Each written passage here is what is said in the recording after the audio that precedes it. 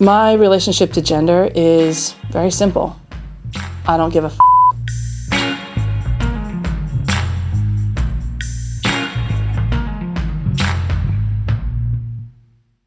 I ended up getting into modeling because I lost a bet. I was homeless, sleeping in the backyards of people's homes. I ended up at a casting call for Calvin Klein. They were doing a charity show. They told me I was there on the wrong day. So I came back the next day. Turned out it was a men's casting call. And it wasn't the first time I'd been mistaken as male, and I didn't think it was a big deal because fashion's pretty inherently queer.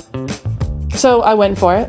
I got cast. I got the attention of some designers, and people started reaching out for modeling, and I wasn't gonna do it. But when I saw how much people were spending on a purse, how much people were spending on a jacket, how much people were spending on pants, and if they can afford that $3,000 for that purse, they can afford $3 a month to put towards good causes like clean water and air and better human rights for people. I never dreamed that this would ever turn into something that was about identity or sexuality or that was controversial.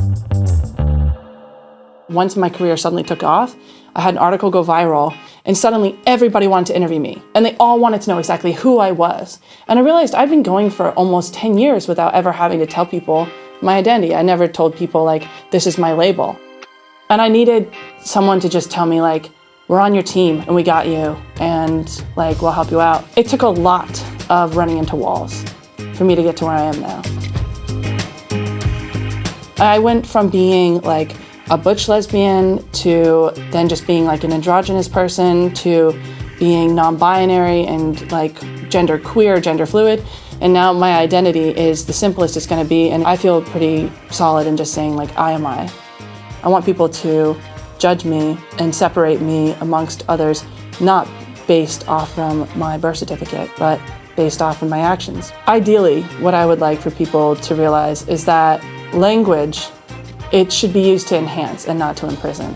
I want people to realize that you also don't have to have a sound or a history of a sound or a label attached to you in order to be you. We don't need to define any of it. We just need to exist.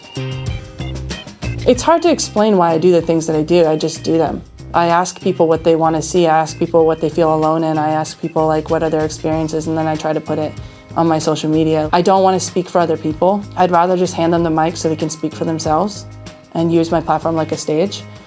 But the things that I can speak to, I do my best. Every morning, all I do is I wake up and I say, what can I give back to this world? How can I make this modeling career, not a modeling career, but a movement? If I'm gonna make images, then I want to have images that make people think. I don't really need a Tinder photo or anything like that. I'm not worried about looking attractive or f***able. I mean, I could just shut up, post photos of me wearing jeans and work with a bunch of brands, and make a ton of money. A lot of very well-known models do that.